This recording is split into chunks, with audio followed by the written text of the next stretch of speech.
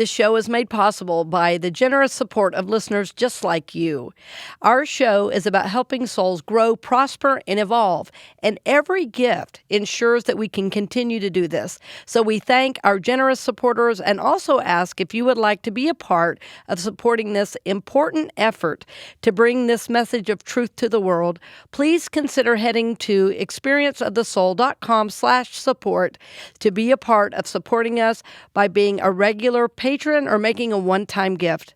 Blessings on the journey, dear friend.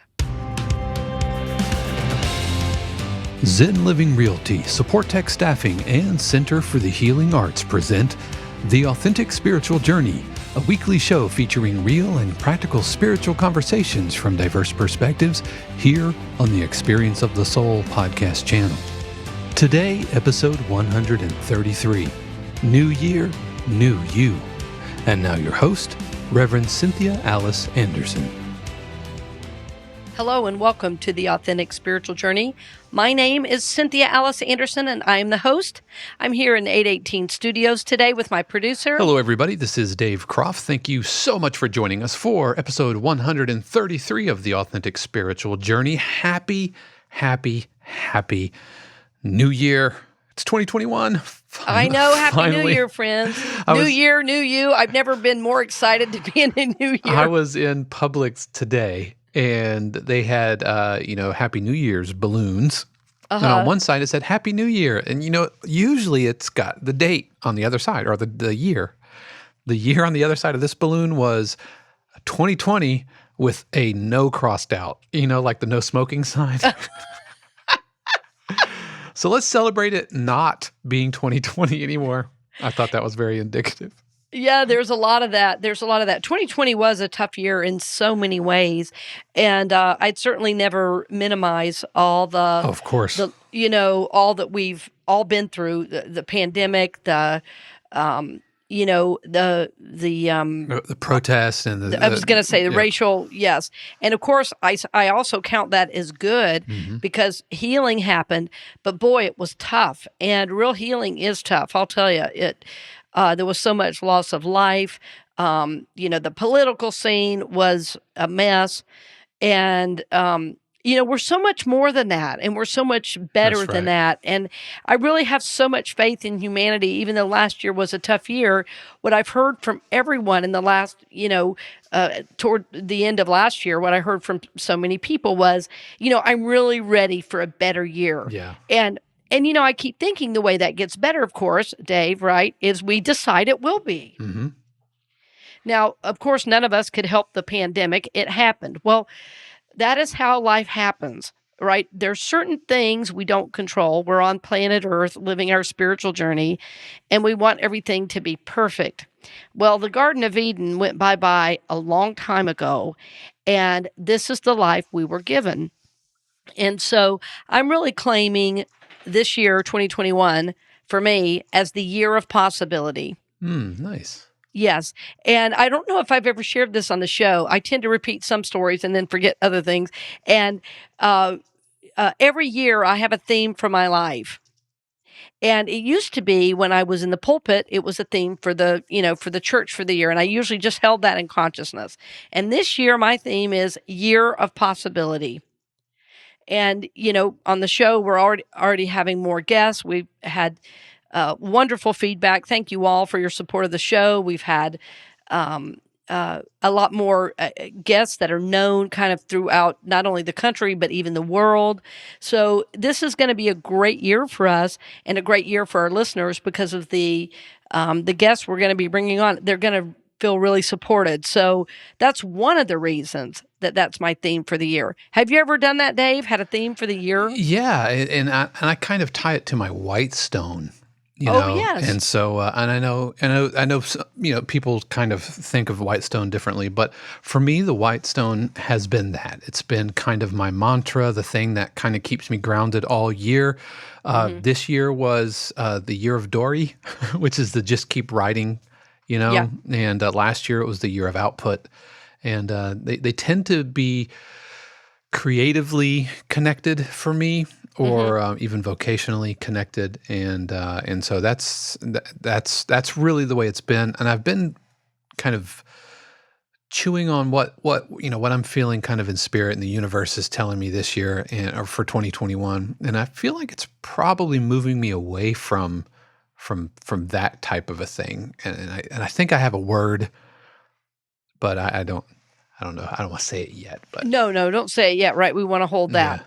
We want to hold that. So for our listeners who are not familiar with white stone, it's a wonderful tradition from the Unity Church where every year we would order these stones from Jerusalem, and in fact, they're called Jerusalem stones, and they're a small white stone, and we would go into meditation, and in the time of meditation, we would ask God, what is my word for the year?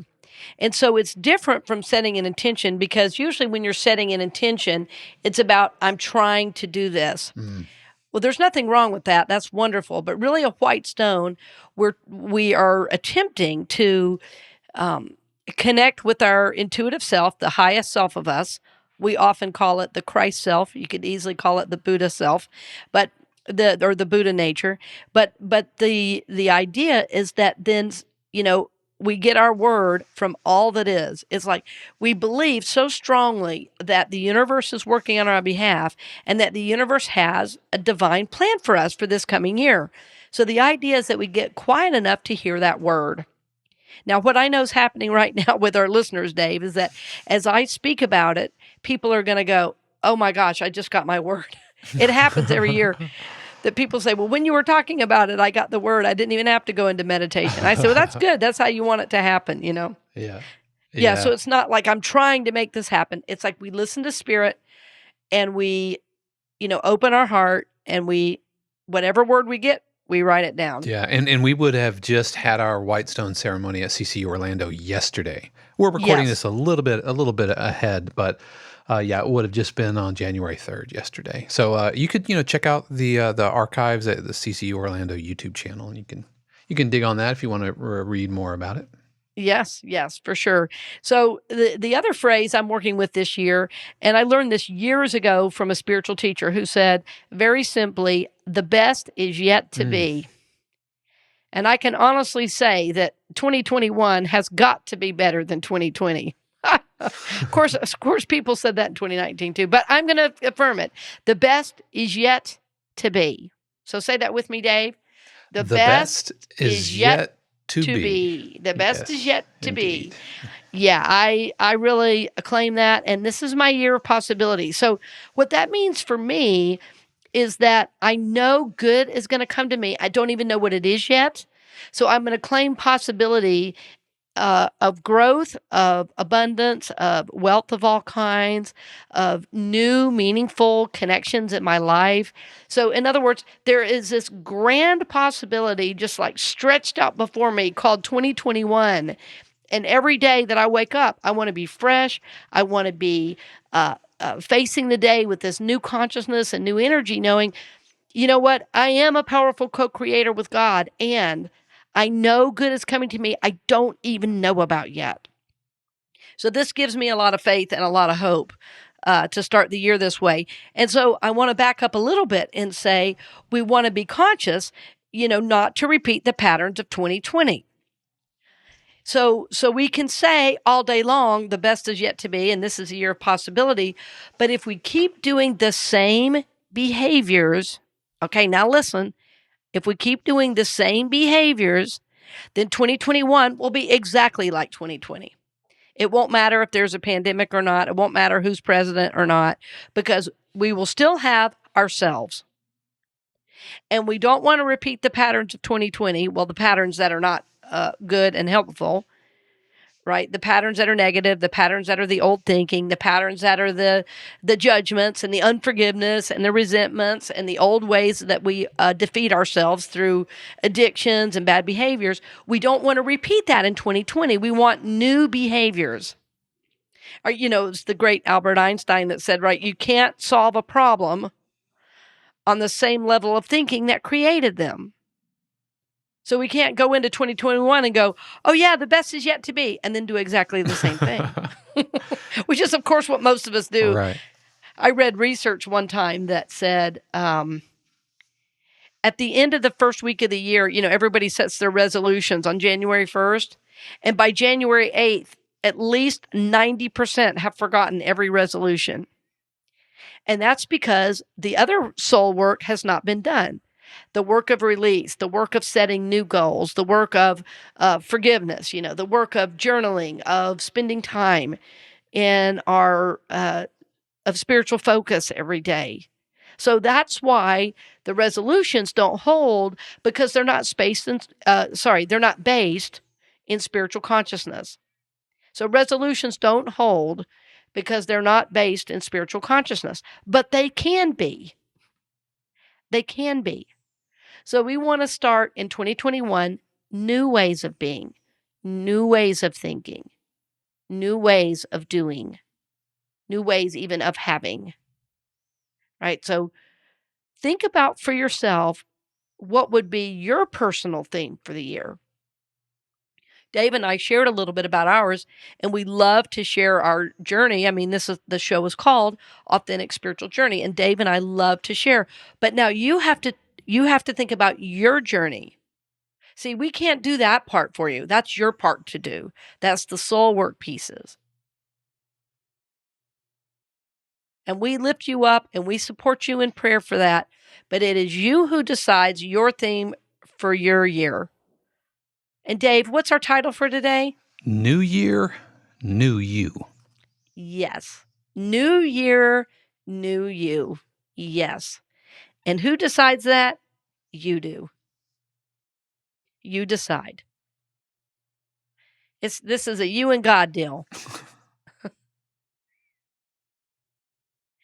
I work a lot with people one-on-one now, and more probably than I ever have in the past. And it's something I enjoy doing.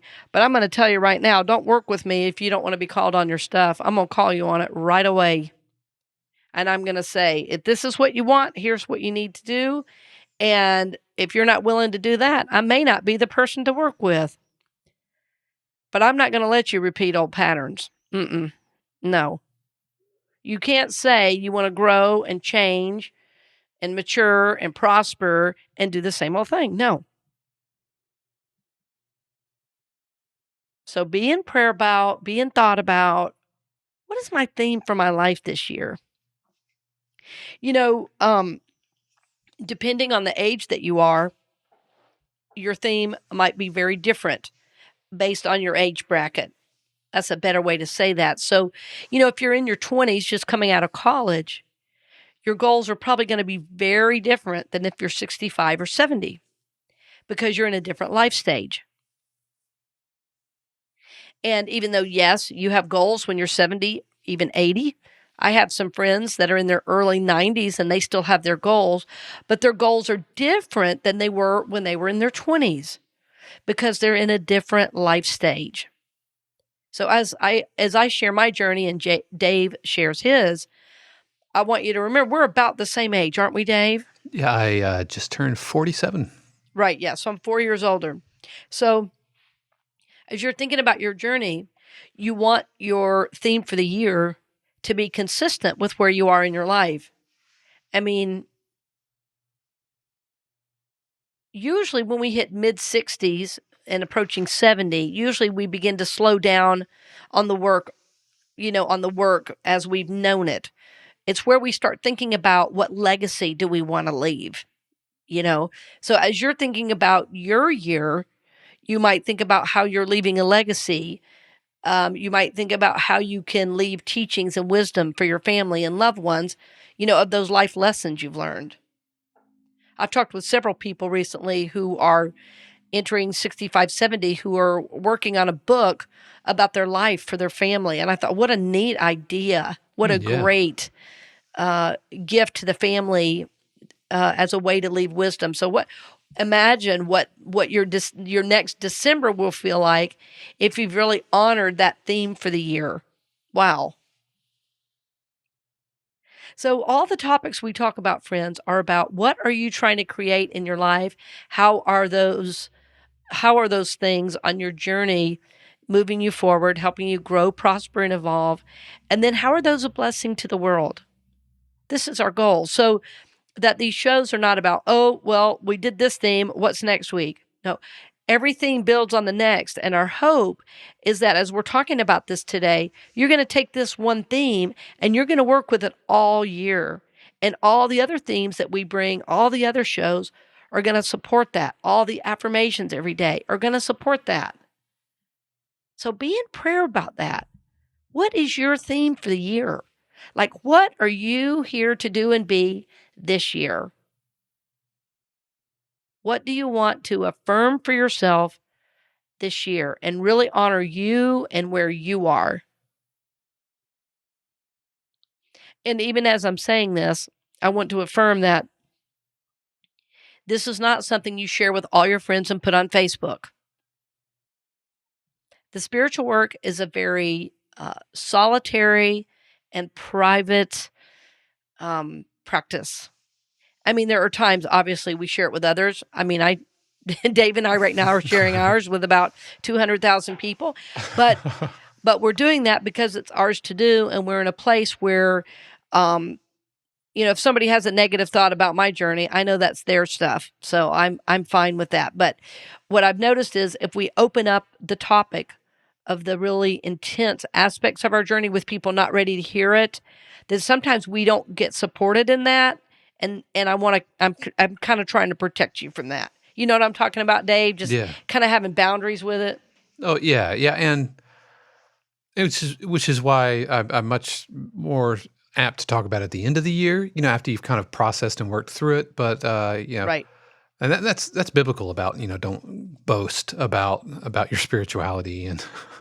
Yeah, it is. Well, and I know, Dave, you've done a lot of discipleship with people. You've helped a lot of young men, on their journey. Mm-hmm. And so I'm not saying you can't share it with a real trusted friend. I'm saying it's not something you put out in a public forum to get people to comment on because it is such a personal, it's such a personal thing. And I share my journey as an example to help you. So think about that. What is your theme for 2021? I don't want you to just kind of float along. I was reading this old author named Catherine Ponder. I say old. She was ordained in 1954. She's still alive, and last I heard, in Palm Desert, California. And she has this statement. She says, "Don't just float along listly. No, we want our lives to have direction and purpose." And this is why we, at the beginning of the year, really take stock and give some focus and direction to the year that is to come. Because there are many things that are outside of our control, but one of the things that you can affirm and co-create with God is what is important to you in 2021. If you realize for yourself the best is yet to be, what would be your theme for the year? So we're going to pause right here. I want to go ahead and go to our break, and we'll come back with some more things that are going to help you along on the journey. We'll return to the program in just a few moments, but first, we wanted to give a special word of thanks to our podcast partner, Zen Living Realty. Zen Living Realty's mission is to mindfully serve, connect, and positively impact their customers, partners, and community through their Zen approach to real estate. Their vision is to be the most trusted real estate brokerage in the Central Florida area. You can reach Zen Living Realty at zenlivingrealty.com or call 407-800-2717. We'd also like to give a special word of thanks to Supportek Staffing. Supportek Staffing is an innovative staffing agency built on the principle of caring about employers and employees as they navigate these new workforce and workplace challenges. If you're an employer, they want to be your human resource partner and help with the changes needed during the pandemic. If you're a candidate, they want to become your lifelong career agent to help you grow into your fullest potential. Supportek prioritizes support over volume, integrity over profits, and will treat your business and your career as if it was their own. You can learn more at supportekstaffing.com. That's SUPPORTEK Staffing.com. And finally, we want to give a special word of thanks to Center for the Healing Arts. Center for the Healing Arts is one of the first dedicated group practices devoted to challenging, supportive, and nurturing therapy. Their dedicated therapists have a wide range of expertise, including relationship and couples therapy, individual therapy, addictions, neurofeedback, play therapy for children, adolescents, and families, and therapy for blended family issues. They also regularly offer day-long intensive workshops for relationships, addiction recovery, adult children of alcoholics, and healing trauma in the LGBTQ+ community. For more information, head over to centerforthehealingarts.com or call 407-657-8555, extension 1.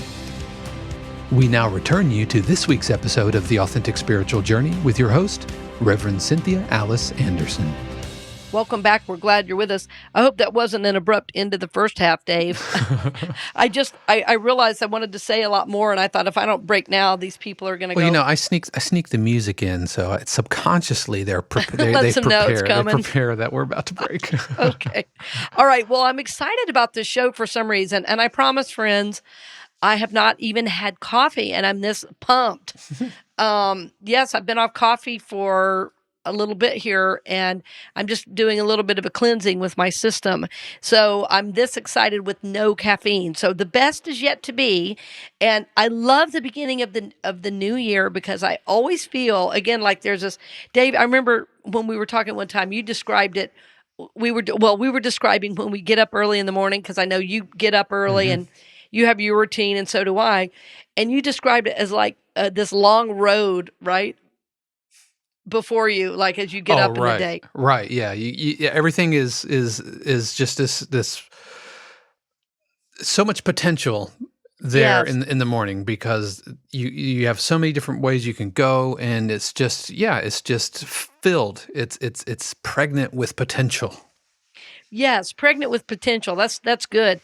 Well, we're really on the threshold, right? Well, I guess we're over the threshold officially, but for the show, this is the first show of the year, right? So we are still, I guess, theoretically on the threshold of the whole year, because it's just the first few days of the year. So how you begin anything really is indicative of what the whole year is going to be about. It's the first work day, for most people. Yes, that's true. So first work day. First day, I'm going to be. I'm back at Full Sail. As far as having, because I've spent the last 2 weeks. I haven't opened up Full Sail email or any of that business, and teaching. And so I think, with New Year's on the weekend, and especially like New Year's Eve is a Friday night, and it's easy just to kind of coast. This almost becomes like a 3-day holiday. Yeah, it but does. Monday, I know for me, today is when it kind of really kicks in, and I start going, okay, new year, new attitude, new outlook, new me. It starts today. Yeah, too bad we can't play that track. I got a new attitude. But it is a year of possibility for all of us, and I want you to, again, friends, consider what is this year for you, and then really notice, are you repeating the patterns of 2020? Because the good news is, if you start to see that again, you can change it. You can change it, because you're not going to try to solve the problems on the same level of thinking that created them, right? We're going to learn from our past ways of doing things, and we're going to start new ones. And this is my prayer for you. So one of the ways I like to help people through this process, and I want to mention too that I'm starting a class tonight called Spiritual Goal Setting, and it's really going to be a beautifully designed course, both content-wise and graphics-wise. You're going to be really blessed by what we're bringing forward. And it's going to simplify and really give you a lot of clarity of what this year can be about for you. And one of the things we're going to talk about tonight at class is about acknowledging your desires as holy. And all of the shows that you're going to hear probably this month on the Experience of the Soul podcast channel are going to have something to do with that, because this new energy, as you said, Dave, is pregnant with possibility. And so most of us, I've discovered in our journey, most of us for years have been afraid to acknowledge our desires because we know it means something might have to change. And or what will people say, if they know what my true desire is. So one of the things that we'll be doing tonight in class, and that if you're not in class but just want to work this on your own, I want to encourage you to begin to acknowledge your desires and to acknowledge your desire as holy. Because desire is, Charles Fillmore, Unity's co-founder, said it this way: desire is the onward impulse of the ever-evolving soul. The onward impulse of the ever-evolving soul. And what this means to me is that the desire to experience more, to be more, is what pulls us forward on the journey. And so think about, times in your life where you really wanted to do something and you did it. And you remember the feeling you had and the exhilaration and the aliveness that was so much a part of who you were. Well, this is what I mean about this year, that if we can acknowledge our desires and realize those desires are an important part of the journey and that it is our desire moving us forward. Once those things are made manifest, the feeling, the energy, and the journey to get there will be filled with so much joy and excitement and even exhilaration, I like to think. I'm on that journey right now where things that I thought about several years ago are now becoming manifest, and many of them seem to be just happening. Well, they're not just happening. They're happening because several years ago, I started acknowledging my desires. And those desires are what made me take a step and take a step and take a step. Getting new education, that was another step. Working in depth on some of my dreams, that was another step. Yeah, so remember that your desires are holy. And when I'm meaning desire, I'm not meaning the lower desires of, wanting, and pardon me for saying this, you'll understand what I mean, not the sex, drugs, and rock and roll desires, but the desires of goodness, of holiness, of what we're here to do and be. Although rock and roll's pretty cool. I just mean the lower nature desires. I think, friends, are you with me? Yes, amen. Okay. So we want to acknowledge our desires as holy and also realize it is our desire that pulls us forward. It is our desire that is helping us experience life in a grander way. It is our desire that helps move us into something new and out of the old patterns that we don't want to repeat. I remember years ago when I wanted to learn to scuba dive. I've talked about diving a few times, I know, on the show, and it was just something that was kind of out of the blue I wanted to do. And at the time, I had just gotten out of college. I didn't have a lot of money. I was paying off my college debt, and money kind of literally dropped out of the sky once I got clear with my desire. It was just strange, money from nowhere. And it was from somewhere. I had gotten a scholarship, or rather an award, for some teaching I had done. So it was an award for work well done. But of course, I didn't know I was going to get it, and I didn't know when I was going to get it. But I had this real clear desire of something I wanted to do. Now, scuba diving, I'm not saying that was my life's purpose, but it was very important on my journey because it helped me face some fears and move through those fears. And at the other side of that, it was a feeling of exhilaration because I had done it. It's so simple, really, right? So, how do we then uh, move into 2021 with a clean slate? How do we, how do we rather continue to honor those desires? Well, I'm going to give you a really simple practice. And by the way, if you listen to any of my shows, every show there's a practice. I know you won't do all of them, but you will choose the ones at the time that really work for you. But this one I'm going to really, really encourage because it doesn't take a lot of time and really moves you forward on the journey. And it is nightly forgiveness. Forgiveness that you do every night right before going to bed. So I've heard it said, one of my wonderful teachers, Edwin Gaines, who wrote the book Four Spiritual Laws of Prosperity, said it this way, that her practice was to forgive anyone she had left out of her heart that day. So many of us, as we're driving down the road, as we, go throughout life, people do things that kind of, I don't know, what's the word, Dave? Irk us. They're not really enough that it's some big thing. We're not going to, yell at somebody, even if we want to. And if we do, boy, we need to work on forgiving ourselves and cleaning that up.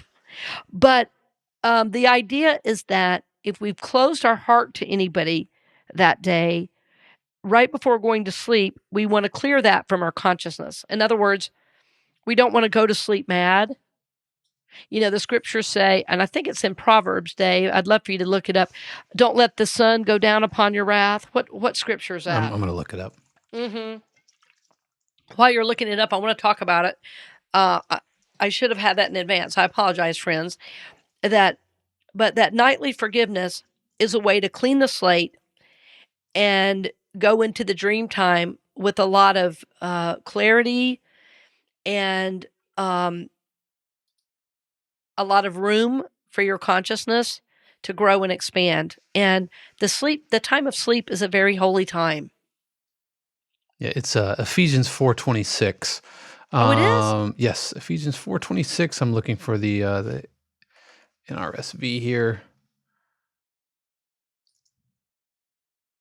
It is, be angry, but do not sin. Do not let the sun go down on your anger. That is yes. The King James is don't let the, the King your wrath. Yeah. Right. No, that's be good. Ye angry. Let not the sun go down on your wrath. Yeah. Let not the sun. Okay. I remembered that wrong. Thank you for looking it up. It was Ephesians. So, So, this is wonderful, in couples as well. It's a way to clean the slate. It's a way to be clear.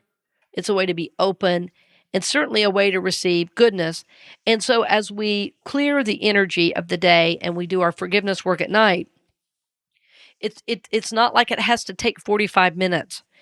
I think sometimes when I mention these practices, people go, oh, that's going to take forever. I'm not going to do it. And most practices don't take a lot of time, but they do take intention and they do take your focus. So you're not going to be able to scroll through your phone in bed. I'm sorry, Dave. You can't do nightly forgiveness if you've got your phone in your hand, right? No. One of the things, because my parents, they did we're not going to go to bed angry, and kind of a mantra. And one of the key distinctions for me was, because I used to think that, like, if me and Shannon got in a fight, or that means that we had to stay up and fix it until everything was great.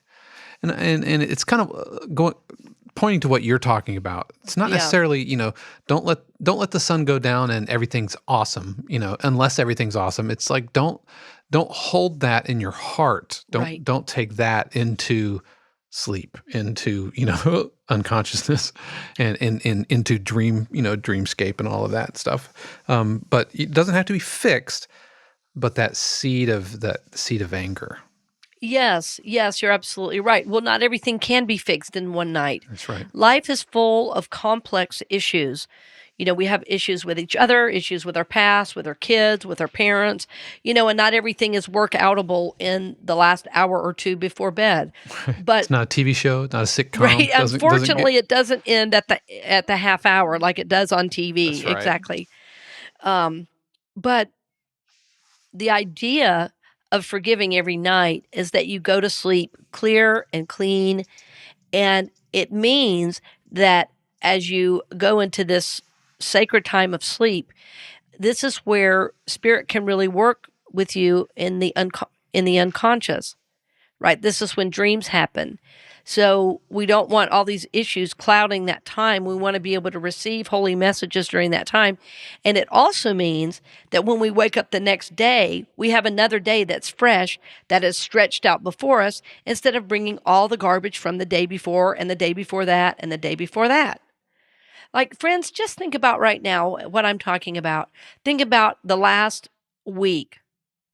Now, if you have not done any forgiveness, I want you to think about all the situations that you got frustrated, all those things that made you mad just a little, and now you'll know why you have this low level of kind of anxiety and anger running through your life. Well, it's like if you need if let's say you have a stinky meal and you have leftovers or whatever, and you're throwing it away, and so you've got trash that needs to go out to the can, but instead of taking it to the can, you just put it right inside the door, like the door in the Oh, no. house. And you go into your room, you shut the door or whatever. You're eventually going to smell, that garbage because you didn't take it outside. You didn't dispose of it properly or do what you need to. That's kind of what was coming to mind, is having stinky garbage in the house, even though it's not in your room. Well, that's about how it is, because, these things do tend to build up resonance in your mind and heart. And then, somebody says one thing to you and you're like, what? And they're going, I just said hello. Yeah. Yeah, absolutely. And so, the idea is that we want to clean these out because, friends, we forget that we are energetic beings. And so when we hold on to this negative energy, it really has a negative impact in our life and in our world. And frankly, they do begin to manifest too as physical problems. We know there's a mind-body connection. I mean, what happens if you worry all the time? You get ulcers. I mean, if I said right now, I'm not going to say it because it's going to give you the creepy crawlies. If I gave you an image, well, I'm going to have to say it now. If I gave you an image and said, imagine an ant crawling on your neck, everybody's going to start touching their neck right now and go, ooh, get it off, even though it's something I just said. Your mind makes it so. And so if we can use our minds then to work with our soul so that we can kind of clean the slate, do our nightly forgiveness, then as we wake up the next morning, again, we have a brand new day ahead of us. So how we're feeling about 2021 at the beginning of the year, guess what? We could feel that way every single day if we go to bed at night doing our forgiveness. And the piece I do is so simple. I just kind of make a mental note of my day and just send a silent prayer and say to that person, I forgive you. I release you and let you go. I forgive you. I release you and let you go. I bless you. I send you into the light with love, forgiveness, and blessings. Something very simple. Now, if there is a bigger issue, that takes more journaling and things like that. But just nightly forgiveness is a wonderful way to just clear your consciousness of the day and release and let go. I'm going to share with you something I've found in an old book by the great minister, Catherine Ponder. And she says this: I fully and freely forgive. I loose and let go. I cast all judgments, negativity, and unforgiveness on the Christ within to be dissolved and healed. The prospering truth has set me free to meet my rich good, to share my good with others. What book was that? Was that Open Your Mind to Receive? I'll have to get that for you. Okay, we'll put it in the show notes. Yeah, put it in the show notes. Yeah, for sure. Oh, I think it's called How to Live a Prosperous Life. Okay. Yeah, How to Live. It's a really old book. I don't think it's in print anymore. How to Live a Prosperous Life by Reverend Dr. Catherine Ponder. Would you mind saying that one more time? How to Live a Prosperous Life? No, the quote. I'm sorry. Oh, sorry. Mm-hmm. Yeah. I fully and freely forgive. I loose and let go. I cast all judgments, negativity, and unforgiveness on the Christ within to be dissolved and healed. The prospering truth has set me free to meet my rich good and to share my good with others. So friends, this is what we begin to live when we do the very simple work of forgiving every night before we go to bed. I have great hopes for you this year, and it might sound parental, but I'm proud of you for doing the spiritual work that you've been so guided to do. We've heard from so many of you that say that the show is blessing you and that it's supporting you. And friends, we are honored and blessed and humbled by your support of the show. So remember that we say to you, the best is yet to be, And we are excited to hear from you about what your theme of the year. If you want to share it with us in June or July or at the end of next year, feel free to share it with us as you feel guided. And no, we'll hold it in prayer for you. We're going to lift you up this year, knowing that this is new year, new you, because you have taken charge of your life in a beautiful way. You are deciding not to repeat the patterns of 2020. You're starting new. You're starting new ways of doing and being, and you are working with your desires, and you are doing your forgiveness work. So know that we pray with you and for you. I hope to see you at class tonight. For those of you that can make it, you can register on the website and at my website, which is my name, CynthiaAliceAnderson.com. And know that as always, we hold you in prayer for God's highest and best in your life. Many blessings, dear friends, and we'll see you next week. We hope you've enjoyed this episode of The Authentic Spiritual Journey presented by Zen Living Realty, Supportek Staffing, and Center for the Healing Arts. This channel is also made possible through the continued support of our angel patrons, Aggie Payton, Anna Evans, Arlene Meyer, Diana Cox, Jennifer DeVivo, Leslie Williams, Nora Miles, Sean Kilgore, Susanna Garcia, and Taryn Tucker, along with our additional partner patron, Unity of Nashville. If you would like to support the channel as a patron on an ongoing basis or through a one-time gift, head over to experienceofthesoul.com/support. The Authentic Spiritual Journey is copyright 2021 Cynthia Alice Anderson, all rights reserved. Our theme music is composed by Dave Croft and used with permission from RR Hot Publishing. The Experience of the Soul podcast channel is a production of 818 Studios.